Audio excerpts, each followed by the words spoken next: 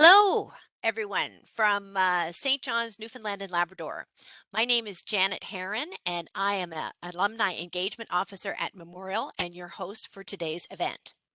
I'm here with Associate Dean of Libraries Louise McGillis, who is joining us from Corner Brook on the west coast of the island and is going to explain misinformation and how we can all help to reduce its spread.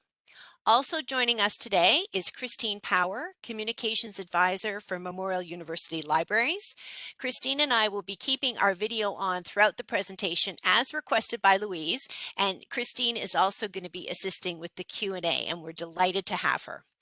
I know those of you attending can't see who else is in the room for our event, but we have a full house. We have over 200 registrants, and right now we have 65 attendees, and more are joining every second, so we are all delighted about that. We will begin today's event with a land acknowledgement.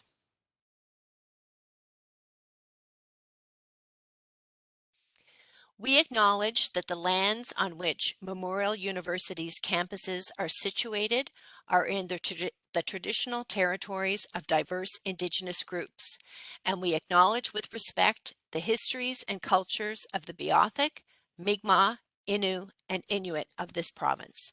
We encourage everyone to reflect on these lands from where you are located and the Indigenous peoples for whom these lands are traditional territory.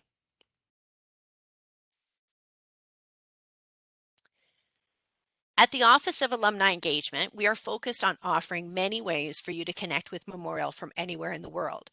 And we're working diligently to create opportunities to celebrate, socialize, mentor, learn, and advance both your career and sometimes help improve your life. MUNalum 101 was born out of the need to reach out to alumni during the first few months of the pandemic. It has since evolved to become a cornerstone of our alumni engagement activities, offering the latest information on key topics from Memorial University's own experts.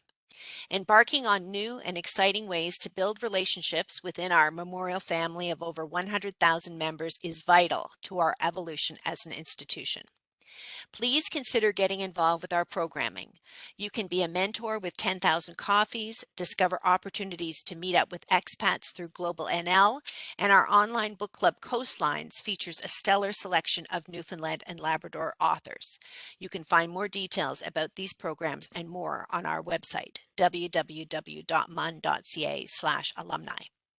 Thank you for joining us today for our discussion about navigating the world of misinformation. Just a few housekeeping issues. A brief Q&A will follow today's presentation. Christine and I are going to be co-monitoring the Q&A function, which you will find at the bottom right hand of your screen. Please try to keep your questions short, and we encourage you to post your questions as soon as possible. Try not to leave them to the last minute, as we have a very full program and we only have limited time to take questions. And first come, first serve. You are not able as attendees to unmute your microphone or turn on your video, but you can communicate with our other attendees through the chat. We are streaming live, but this session is also being recorded, and all those who registered will receive a link to the event in a follow-up email. It is my great pleasure to officially introduce our very special guest today. Ms. Louise McGillis is Associate Dean of Libraries at Memorial University. In her over 30-year career, she has led various engagement and strategic initiatives with a particular research focus on internet literacy, usability, and library innovation. With a long-standing interest in news and current events, it is fitting that her professional practice focuses on helping library users develop information literacy skills. She is the co-recipient of the first Vice President's Grenfell Campus Engagement Award and co-editor of the book, Last One Out, Turn Off the Lights, Is This the Future of American and Canadian Libraries? Published in 2005. Ms. McGillis holds degrees from McGill University and the University of Toronto. I will now pull up the presentation, and I will pass the presenting duties over to Louise. Okay, thank you, Janet, for that very nice introduction. So good afternoon and welcome. I want to thank you for joining me today as we discuss this very important and timely topic. I've included this cartoon satirizing opponents of the smallpox vaccine. This was originally published in the 30s to show that misinformation is not new. There have long been opponents to vaccines and other issues of public concern, but it's become a much more serious issue today because of the information world that we live in. And it is very problematic right now because the stakes are incredibly high, because they involved our communities and our health and our own individual health and the health of our communities. And I've taken this example from one particular individual, and these are Facebook posts. So this individual was very much an anti-vaxxer, hell no on their vaccine. Disgrace is an understatement. And then again, his post on the pressure to take experimental drugs. So this was from April 9th of last year. Fast forward to August 30th, when he's been discharged from the hospital after he spent 12 days in ICU recovering from COVID. And he's taken a dramatically different stance. He is no longer anti-vaxxer. He is incredibly grateful to the healthcare professionals that helped him overcome COVID. And then his stance changes, and his posts going forward are focused on encouraging people to get information that's accurate and to get vaccinated. So again, an incredible example of the impact of disinformation on one particular individual. So the question we ask ourselves is, how did we get here? And I think that this cartoon is a really good example of where we find ourselves right now. And it seems to me that there's been a shift from the trust in science and evidence to one's own opinion. So there's a poor little scientist, maybe that's a little information services librarian all by themselves there. And then maybe the other side is, maybe it's Joe Rogan, I don't know. So with his opinions. But people are becoming overly confident because they feel they have access to all the information that they need and they can make their own decisions. But I think what we need to move towards is a balance between our own autonomy and our deference to experts, because there's a place for both. When do you use your own capacities and when do you rely on experts? So if you want to go on a vacation or you're scouting out new restaurants, you're perfectly capable of using the information around the internet to make those decisions. If you find out you have a serious illness and there's what the treatments are available, I think at that point you want to be looking to experts and not to sort of opinions on the internet. So how do we get here? Well, it's predominantly the proliferation of information. There is just so much out there now that's accessible. And it's access to news beyond traditional sources. So we have websites, we have blogs, we have TikToks, we have YouTube videos, we have proliferation of websites from everywhere, and anyone can publish anything. And we're taking in this information and we're making important decisions about it. But often this information is not corroborated or vetted. I think the other really sort of telling piece is the increasing lack of trust in traditional media. And I think that we saw this begin to rise its head when Trump took power in the States and his sort of onslaught and his freewheeling of the word fake news, and how he would just say, that's fake news, fake news, fake news.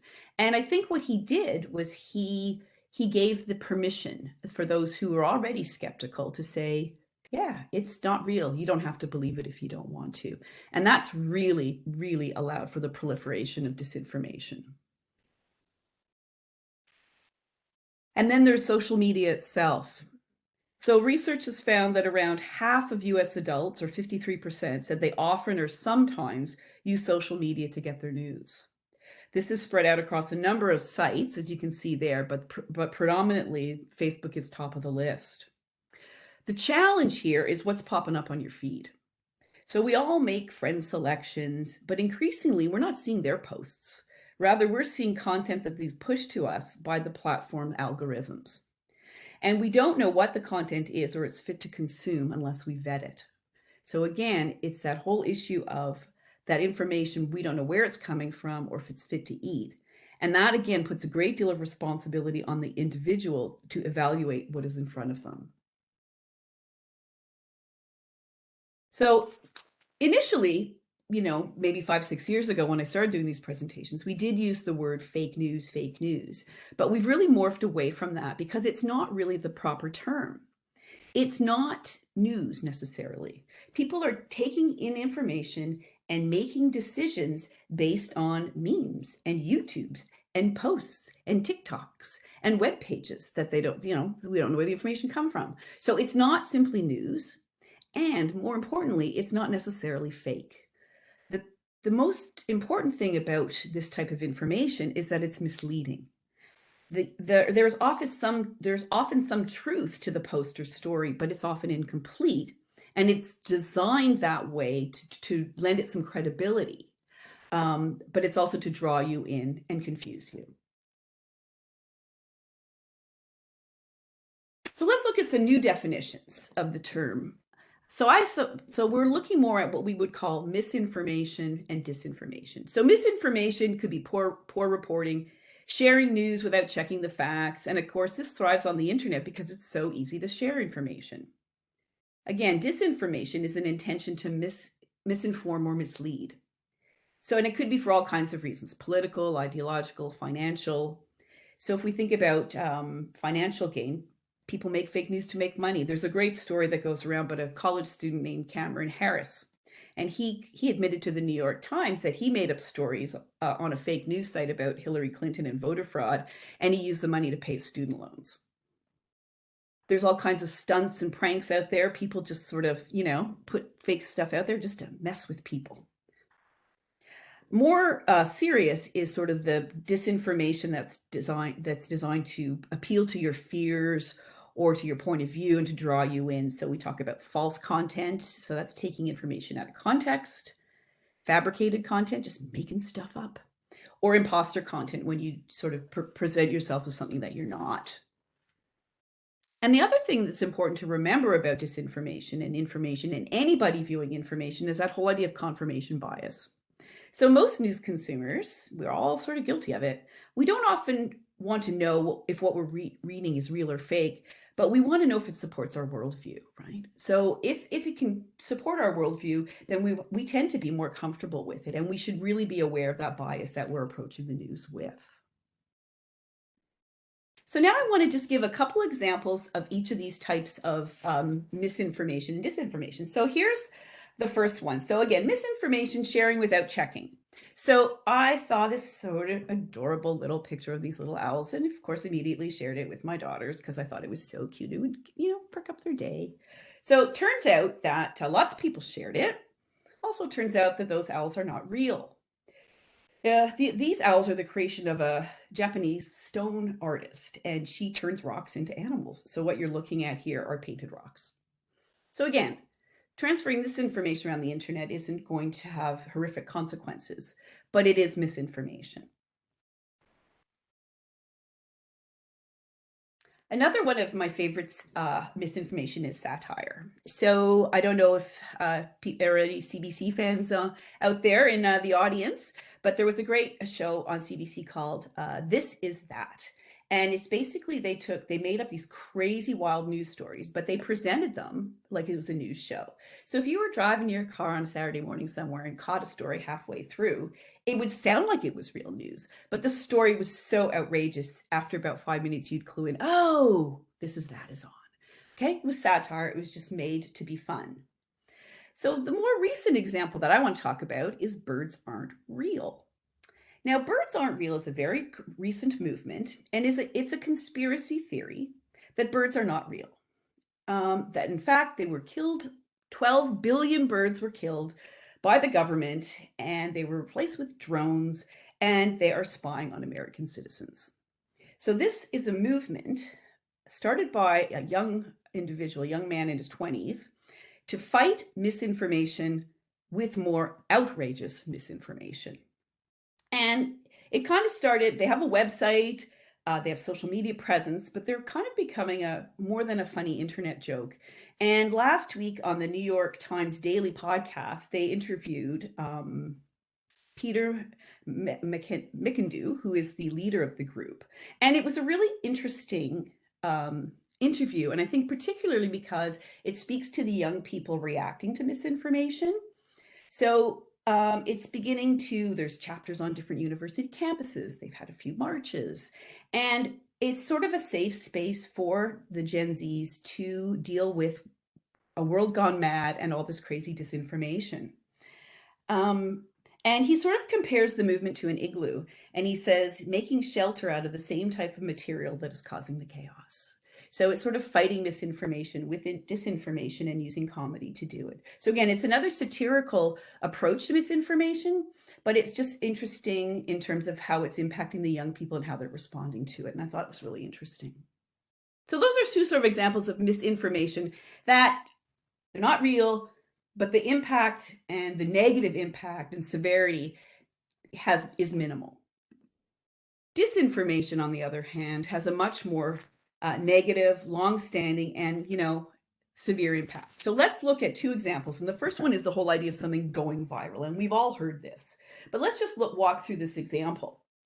So this is a screenshot of a city council meeting.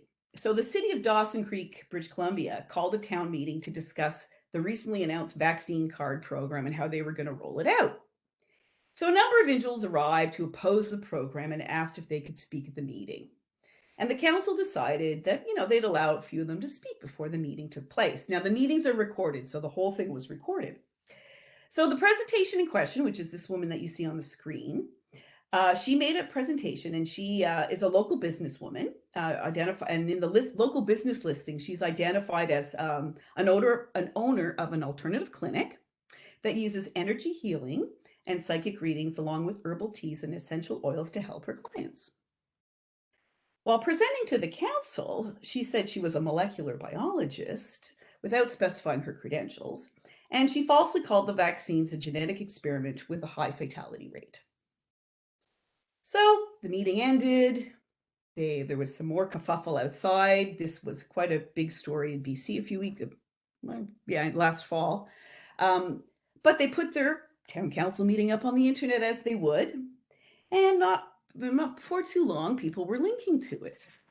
And then not long after that, they clipped out her little piece and started sending it around the internet.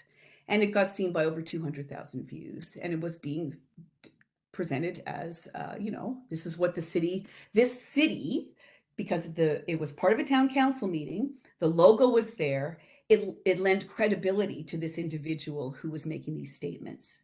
So it quickly got pulled off, and this part of the recording was taken off the view, and there's no more sort of just showing up and getting to talk at town meetings anymore.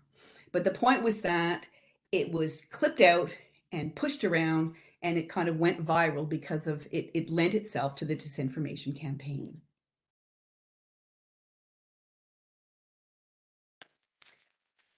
The next example I have is what's called cherry picking data, and this is a huge, huge, important part of disinformation. And cherry picking is basically when you use evidence that supports your view, but you ignore the information that doesn't. So there's been a great deal of coverage lately around an interview that Joe Rogan did on his podcast with a doctor named Robert Malone. Joe Rogan, if you don't know, hosts the most listened to podcast on Spotify, with millions tuning in to each of his podcasts. And he's been accused of spreading COVID disinformation on his show, and in particular with this interview with Dr. Malone. So Dr. Malone does have a medical background. He's done research on vaccines, but in recent years, he's moved from sort of research to spreading disinformation, and he has been kicked off Twitter for the comments he made around disinformation. So for those not following it, right after this interview, over 250 healthcare professionals wrote to Spotify concerned about the interview and the spread of disinformation.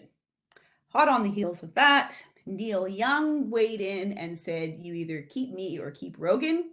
So they decided to keep Rogan. So Neil Young's music was removed, and then more artists' music was removed. Rogan has apologized and said he'll do better. Spotify said they'll do better and have more mediation around balanced approaches. And the story is still unfolding. There's lots of podcasts and analysis of this situation. But how does that deal with cherry picking data? Well, enter Wendy Zuckerman, an Australian journalist and host of the podcast Science Versus. Now, this podcast is focused on science for the general public, but all podcasts come with a list of references that can be reviewed by the listener. So she had recently moved her podcast to Spotify, but she was really concerned as a science reporter that she was sharing the platform with somebody who was spreading disinformation.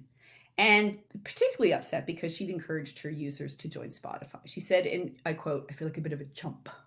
So what did she do?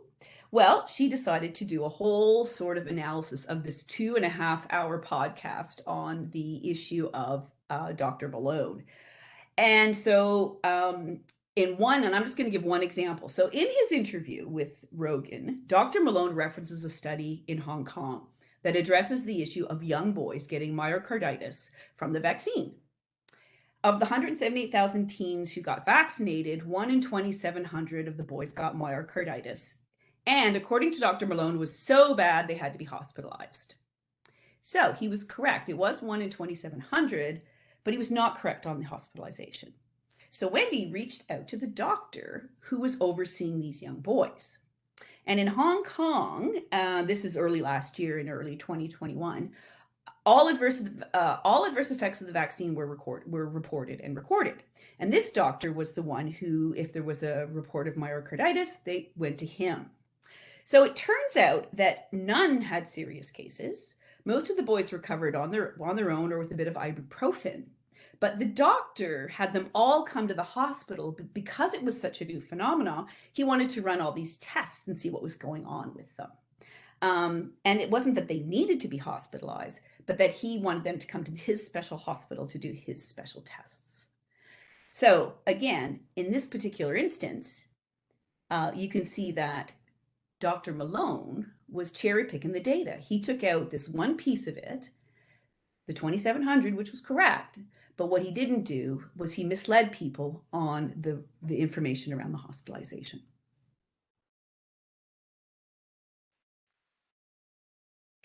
So there's just a bit of background on what kind of stuff is out there.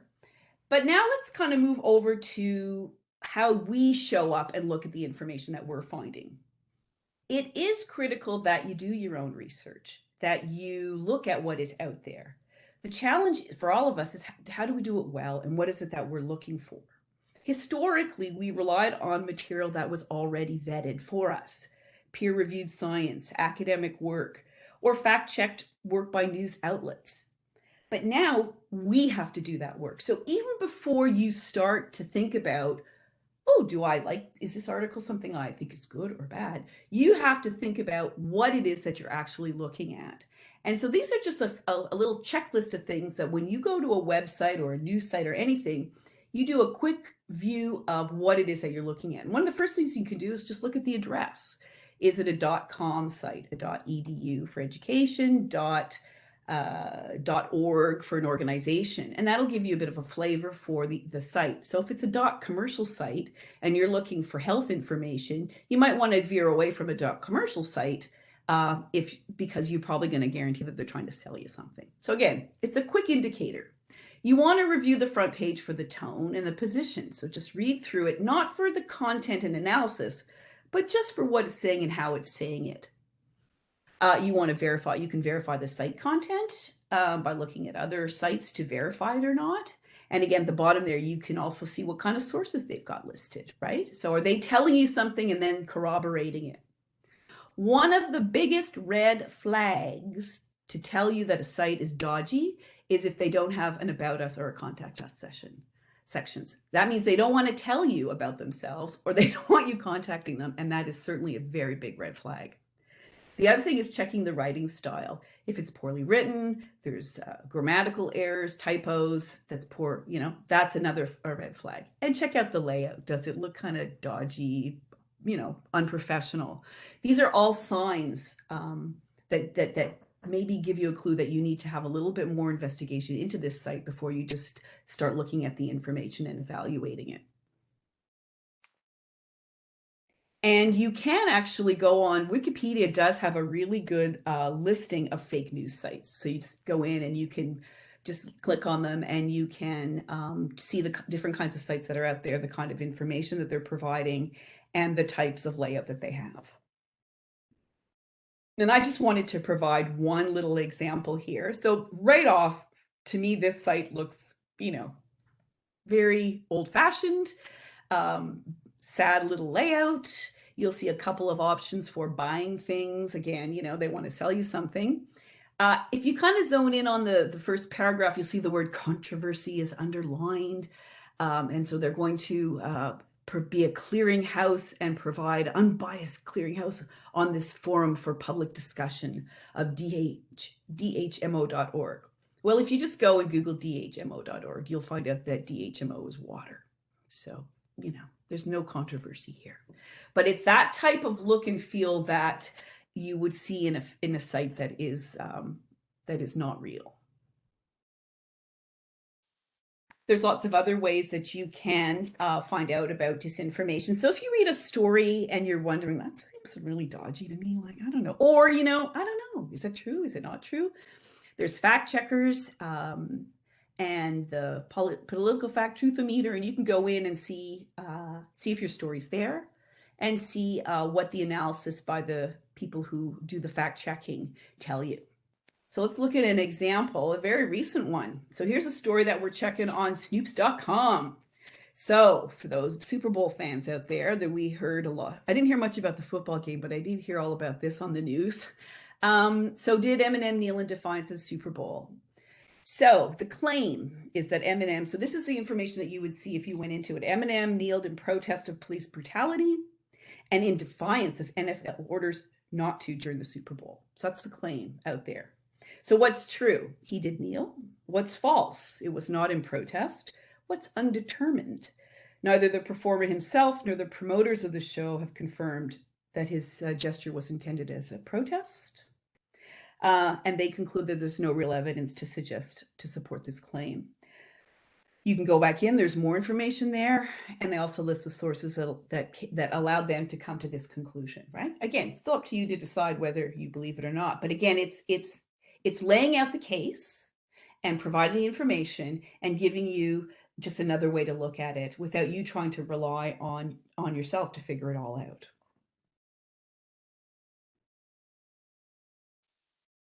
Okay, so what about, so let's just sort of looking at websites. What about the news that you read? Well, you want to check your bias and you want to check the types of articles that you're looking at. And we'll walk through a few examples. So evaluating media bias. So all media shows up with a certain position or slant, right? So we talk about information from the left or information from the right or information from the center. And this is a really, really interesting web site called All Sides. And what it does is it takes news stories. In this case, our favorite seems to be as I was preparing this, there's a lot of Joe Rogan stuff on there on the internet. So it just, and I did notice because I came at it pretty quickly, I was reading stuff and I was thinking, wow, it's true. Like if you look at it from the left, they're sort of, yay, Neil Young. And if you look at it from the right, it's like, yay, Joe Rogan. And so this type of site is really interesting because it does provide you with, this is how the different types of media bias present the information in different news sources. So it's a really interesting site if you want to go in and look at things from a different perspective, or just to see if you don't know what's a left paper, what's a right paper, I don't know, but this is a way that you can start to see some of those sources and how they're presenting the information. Another really, really good one, if you want to sort of get a sense of the types of news sources that you're reading and what is the media bias and fact check around those, you can go to this place called media bias slash fact check, and you can punch in different newspapers and they'll tell you how they show up, what their bias is, and their level of credibility. So what they provide is they'll do an analysis of the bias. So here you'll see the Toronto Star's left center bias and the National Post is right center bias. And they'll tell you a background on the source, get a little bit of information about the news source.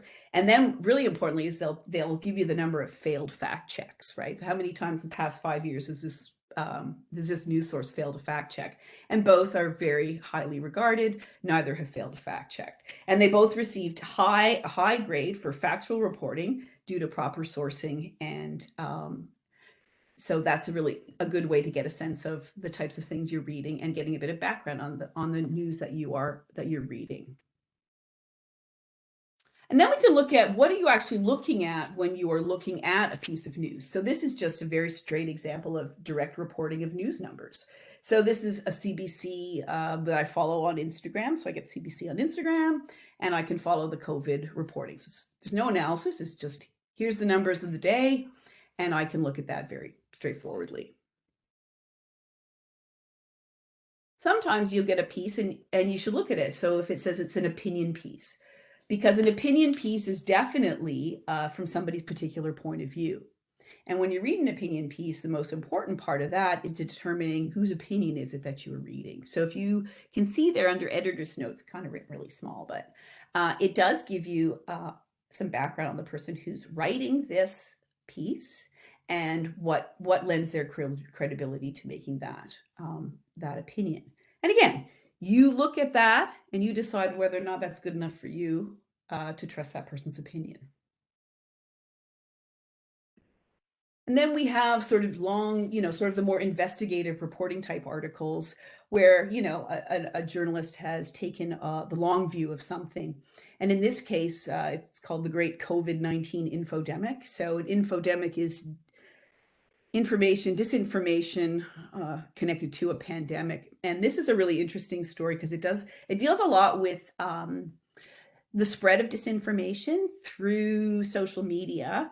And what this individual did was just basically took a month and joined all these groups and followed the type of, sorry, that's my dog. Knew that was going to happen. So this individual followed all these groups and then came back and did an in-depth analysis report of how these networks are operating in the pandemic. It's really interesting. But again, it's a very in-depth type of reporting.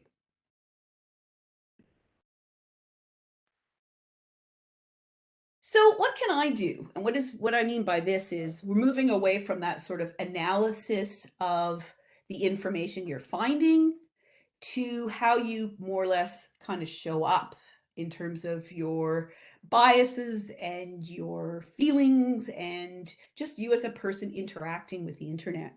We are most definitely living through challenging times. We are all experiencing COVID fatigue, and we hear that all the time. And sometimes our only outlet is through our social media engagement. And sometimes it can be predominantly more negative because we're all worn out and tired. But I do believe that we can make a difference. And I think that difference is in how we show up. Because you can't control what's going on in the world, but you can control how you show up in that world and the contribution you're making to it. So again, when I say tips for reviewing information, we've gone through the reviewing the content, but how about reviewing like your interaction with that content? So when you pull something up on the, on your feed, gets you really mad. So stop, take a breath, check those emotions. Don't hit share. Immediately pause, and then go through your things. What am I looking at? Is this speaking to something that I'm just mad about and I want to share it because I'm angry and hitting share will make me feel like I'm doing something? Maybe I should search for more information. Maybe you should just evaluate before I share it. And maybe if I do all those little steps, I might just move on and go, I don't want to share it anyways, right? But it's giving yourself a time to breathe and recognizing that the information there is designed to upset you and cause you to react. I think there is also a role for making our social media experience more positive.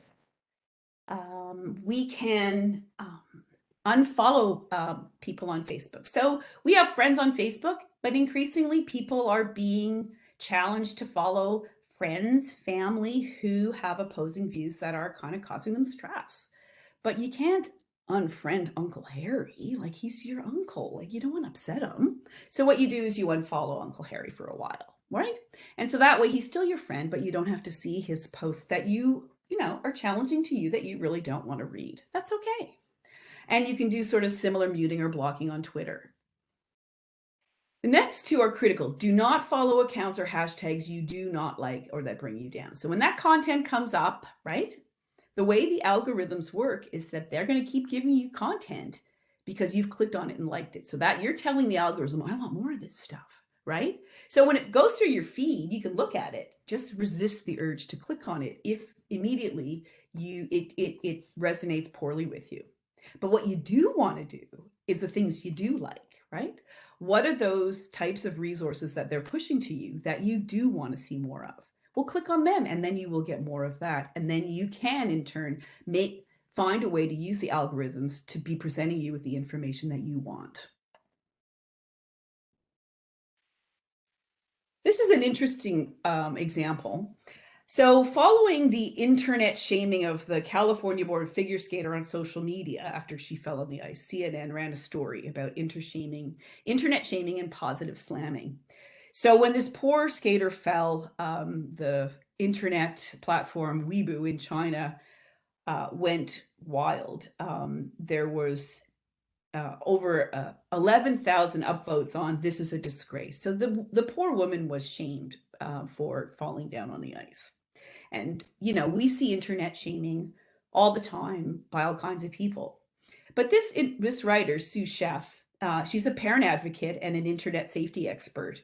And in her book, she talks about a technique called positive slamming.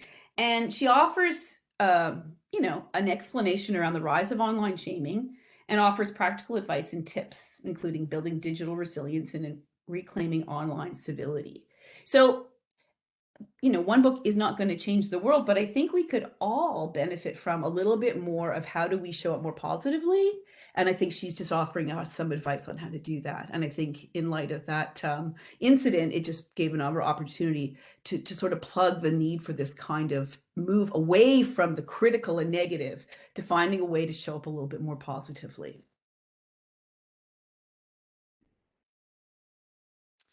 And so I'm going to end off with some resources that you might want to avail of in terms of your news consumption.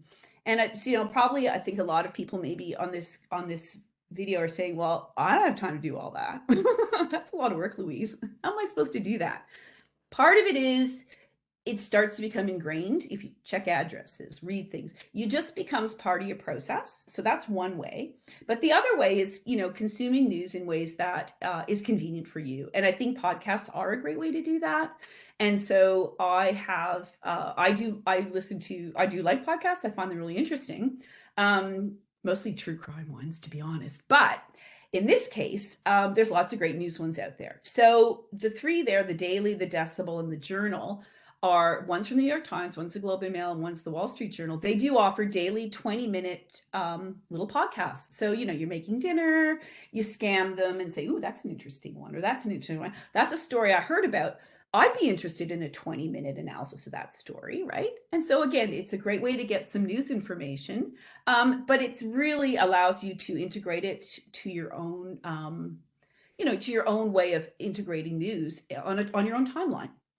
And I will mention the Journal, the Wall Street Journal, did a really, really interesting series. It's a 9-part series on the Facebook files. So they did the one where when the whistleblower came out and got all this information came out about Facebook, the implications around Instagram and young girls and the negative implications, all about how they change their algorithm, muck up our nice feeds. So it's a really interesting analysis. So if you're interested in knowing more about social media and how the big tech is working, that's a really, really good one.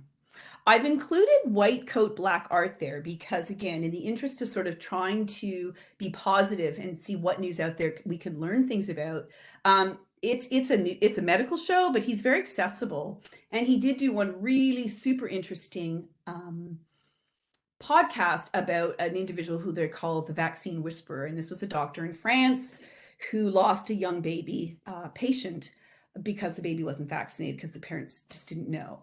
And he subsequently moved to Canada. He works out of a hospital in Sherbrooke, and he has a team of, they're sort of vaccine coaches. And what they do is they work with new parents to explain vaccines. So they're not there to tell parents to have vaccines, but they're trying to work with people who may be the skeptics out there who have fallen to the world of disinformation and don't know who to trust. And so they try to engage in conversations to encourage them to think more critically about the importance of vaccines. So I thought it was a really good news story because we do feel like there's this real polarization between those who believe and those who don't believe. And I think there are sort of the cynics who've gone sort of down the road of conspiracy theory who probably can't be, whose minds can't be changed. But there's lots of people who just feel overwhelmed by the information they're getting. And this is one effort to, to bridge that gap. Big Picture Science is a really interesting one too, and they did a recent one on how you conduct research, when you listen to experts and when you don't. So they're really good. Podcast playlist is only in there because that's how I start listening to podcasts, and it does an evaluation of podcasts. So you can listen once a week, and they tell you all the cool new podcasts that are out there. And if you're trying to find podcasts, you can also use your good old friend Google.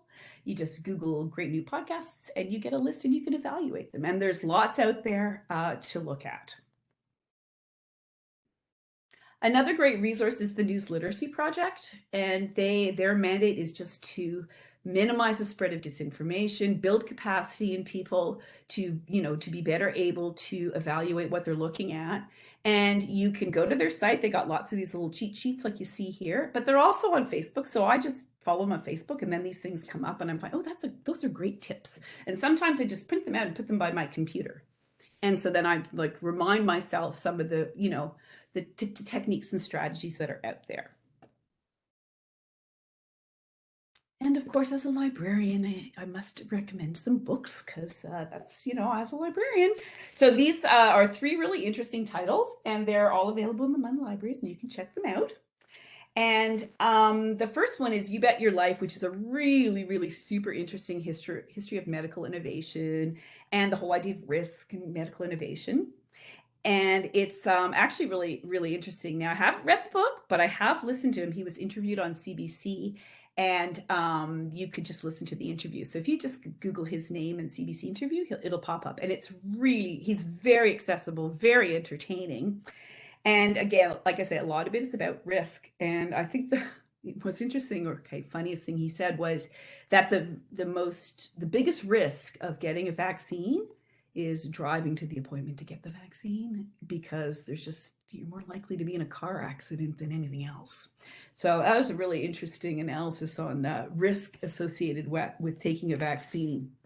The second one, Trusting the News in a Digital Age by Jeffrey Dvorkin, is again talking about the media and thinking about how to, critical thinking in this never-ending, volume of information. And again, talks some practical tips on, verifying sources and spotting fraud. So another sort of more, sort of background helpful book. The third book is called COVID-19 Conspiracy Theories, and it looks at the most popular COVID-19 theories and connecting conspiracy beliefs to longstanding fears and urban legends. So it's kind of a very entertaining approach to the topic. And we have to put a plug for one of the authors, is one of our very own MUN faculty. So Dr. John Bodner, who's a folklore professor at Grenfell, is one of the authors on this book. So those are my 3 recommendations. And that is it. So that's my presentation. I hope that it proved useful. There was some good tips in there that you can take away and that you can learn, help you with your overload of information on the internet. So back to you, Janet. Thank you, Louise. I'm just going to take the controls back now, and I've got them. And just going to pop up but first of all, before I say anything about MUNalum, a huge thank you to Louise for explaining this issue so well and for offering some really practical solutions that we can all implement in our daily lives. One of the things I'm going to do is check addresses of things that I'm reading. That is really critical. And the other thing that occurred to me was maybe in a way MUNalum 101 is a way of combating fake news, because we have our own experts on here talking about issues. So that's another positive thing people can do. I'd like to thank our sponsor today. MUNalum is if you need new or supplemental life, health, or dental insurance. This is a recently added program for alumni and members of the Memorial University community, and it's something you should check out. Now, before we jump into viewer questions, and we haven't had a lot of questions yet, so please, if you do have a question for Louise, pop it in here. We did have a comment from Jeffrey, where is it? Sorry, and I don't think Christine saw this because I think it was directed to the host. We did have something from Diane Hollett who says, informative seminar, have to sign off early for another meeting, but thank you. Jeffrey Higdon posted a link to a recent story about Adele, and I think that was just last week, which was about, I'm not even going to repeat the link, but he's saying that that is an interest. If people are interested, they can go and Google it. But he said it's interesting that it's such a great example of disinformation by right-wing media. It made it sound like Adele was being attacked by liberals for remarks against trans people, which was not the case. He says he fell for the whole story at first glance himself. And thanks for this, Louise. He says, really great presentation. So fantastic. So we're going to just pop up our question slide, remind people that we have questions, or it's time for questions. And yeah, so I don't know, Christine, do we have any questions yet? I don't see any questions yet. I don't see any either. No? Oh, wait, I'm going to pop into the questions section. That'd be a good idea.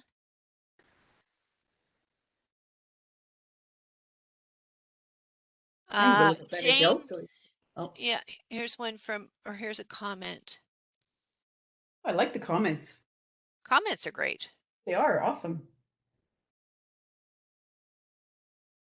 James Davis says the only concern he has lately is that both the left and right seem to dismiss all news, especially mainstream media. Hold on, I'm just trying to bring that up. I didn't get all of it.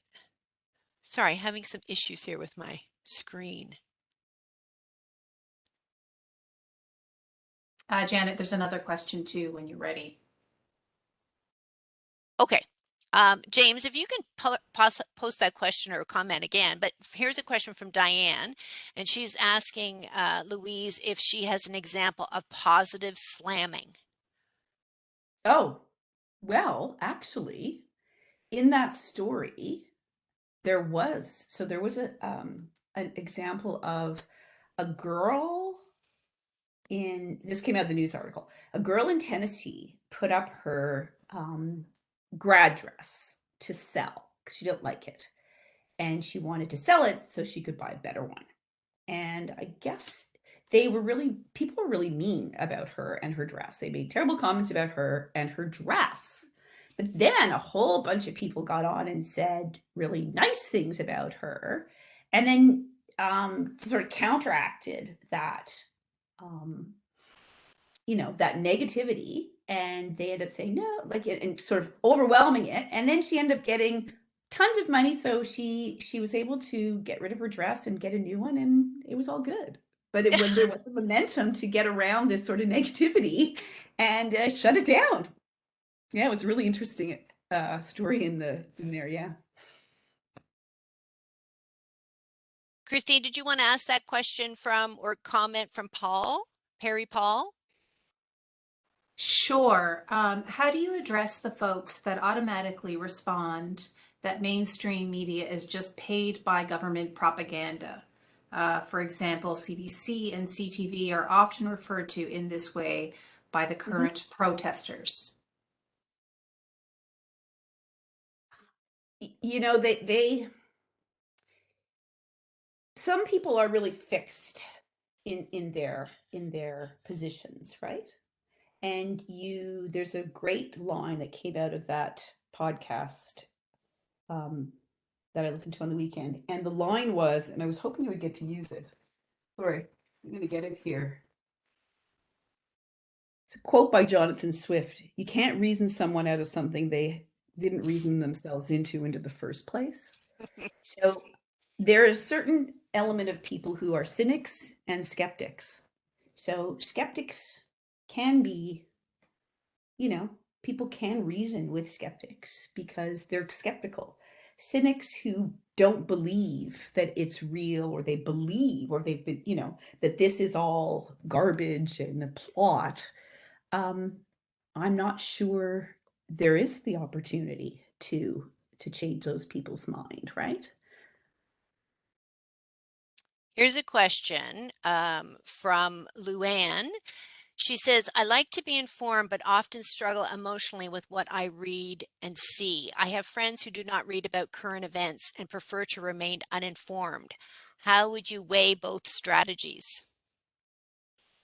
I think that, and I think that increasingly people are stepping away from media because it's just too overwhelming and it's too negative and depressing. And so you can take breaks. I think there is that option to step away if it really isn't doing you any good.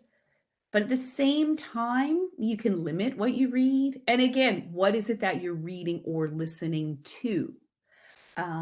So if you're reading news with lots of negative comments on it, it's going to make you feel more negative about it.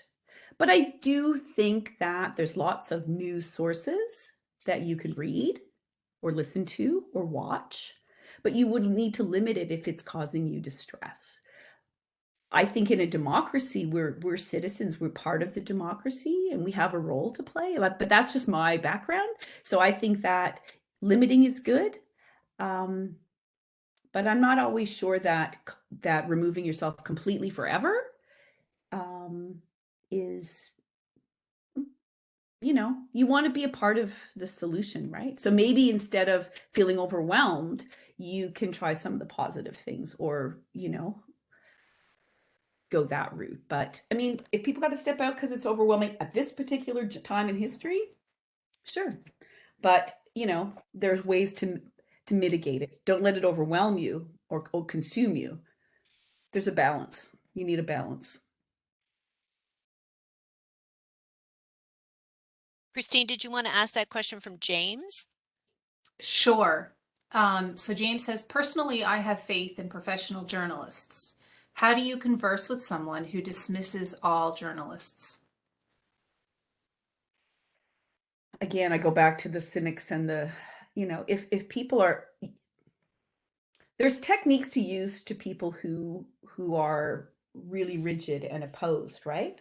I don't know if you're gonna, if people don't think that those journalists have validity, you can give your point of view, and then just, you can say, like, just give your point of view, but recognize that you're, by providing the individual with your point of view, that it's probably not going to change their point of view.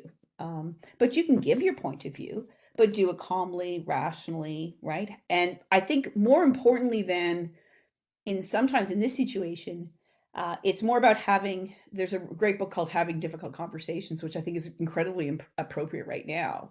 So that when you show up to have a difficult conversations, the premise of having a difficult conversation is that you show up curious, you don't show up to be right. And I think that we need to show up in a way that we can present our position, but we have to just recognize that we're not always going to be able to convince other people, especially at this particular time. There's a question from Don. He's wondering if you have any comments around the current trucker convoys in Ottawa, Windsor, Coutts, Alberta. I think the trucker convoy, I mean, you know, they didn't have any examples because it's an unfolding story. It's a huge story. And it's also fraught with disinformation on various levels. But I do think I think the takeaway from this session on the truckers would be that you really want to apply those things, right? What are you reading? Where's it coming from? Mm-hmm. What are the other positions that are being put out, right? Mm-hmm. The left, and there was actually in all sides this week, there was one of those like we had with Joe Rogan, but it's the left, the center, and the right, and the truckers, right? So I think that it's important, really important at this, particular time to look at the various media and to think about the various news biases and to see what's going on and to read it. I mean, if anything from this presentation is you take what you learned here, and when you're reading the news about that trucking situation, you know, to apply the things that you've learned.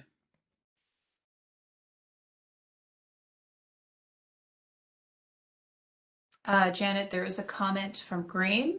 He says that online information awareness training should be provided to primary school students. At what age are kids on social media? I think, well, isn't there there's age limits, right? That before you can let your kids on, but I think some people probably let their kids on earlier. Yeah. And you know, people give their kids phones, right? So they have access to all this stuff too. I do feel it is critical that, you know, we talk about this in schools, that we talk about this at home. You know, we regulated, you know, when I was a kid, there's no computers, no internet, no phones, no social media. Our big thing was TV, right? It was going to ruin us, and we couldn't watch TV at night, right? We could only watch half an hour. So again, obviously social media is super more complicated, but I think it's incumbent on all of us to talk to, you know, if we're educators, to bring it into our schools, and as parents to talk about it with our kids. And it, you know, not the sitting down having, you know, the hour lecture, but when the opportunity arises, certainly jump on it. If they show you a TikTok or conspiracy theory video or something nasty somebody said, like those are all teachable moments, right? But we really have to integrate that, you know, information literacy, social media literacy, news literacy into our environments, our family environments, and our school environments. Absolutely. I think that is where we have to end it. It is just about 2 o'clock now. That hour went so incredibly fast. I'd like to once again thank Louise McGillis so much for sharing her time and expertise with us today. Associate Dean of Libraries, Louise McGillis. Louise, any final words that you might want to share with our audience? No, I just want to say thanks again for coming today. Thanks for all the great comments and questions. It'd be great to have this in a real venue so that we could talk in person. But I appreciate everybody taking the time to comment and taking the time out to come today. Thank you. That's great. And thank you to Christine, our communications advisor for Memorial University Libraries, for her assistance in putting together today's event and for joining us. And thanks to all you out there for your questions and for attending.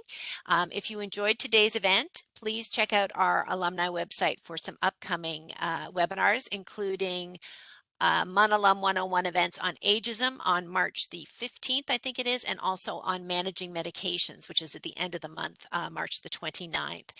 As I indicated earlier, this session has been recorded, and I will be sharing a link in an upcoming email, so please check your inboxes for that. And I hope everyone enjoys the rest of their day. Thank you so much for coming. Bye. Thank you. Bye.